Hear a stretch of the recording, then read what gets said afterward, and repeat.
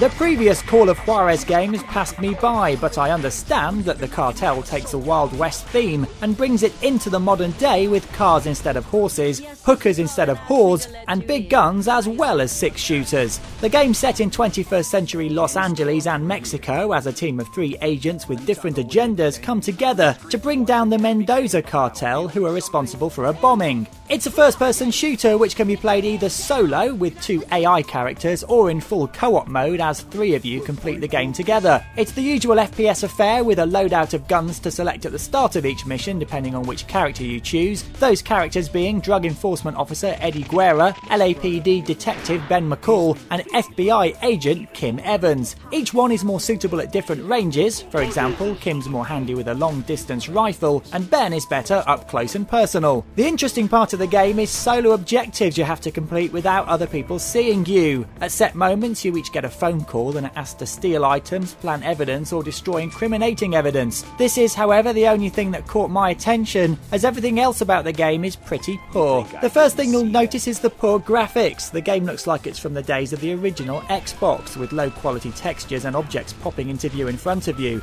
Objective markers that look like placeholders and grey dull text. There are even spelling mistakes and grammatical errors in the subtitles. Techland clearly don't know the difference between your and your, or the rule about apostrophes in plurals. Animations of characters and general movement are also substandard. Then there's the gameplay itself. After finishing Fear 3 the same day, which is a very tight shooter, the gameplay here pales in comparison. Your AI teammates get stuck on walls, lag behind or run ahead, aiming feels floaty, and there are the usual slow motion parts that are now standard in FPS games. There are also melee combat sections where you can't really see who you're supposed to be hitting. Weapons also don't feel meaty, which makes them no fun to use, and the sound in cutscenes also sounds hollow at times. The opening cutscene sounds like it was recorded in a toilet. Driving sections where one of you drives and the other 2 shoot are at least not on rails, but the handling of the car is shoddy, and the restricted view from inside makes it hard to navigate. There's also a multiplayer offering with cops versus gangbangers, but once again, there's nothing new here and the graphics are just as bad. I actually enjoyed trying out the co-op gameplay briefly at a recent event, but unfortunately whilst playing the game at home alone for a prolonged period, the cracks appeared. The whole game seems unfinished, with little quality control before it was shipped to the shops, so it gets a below average 4 out of 10.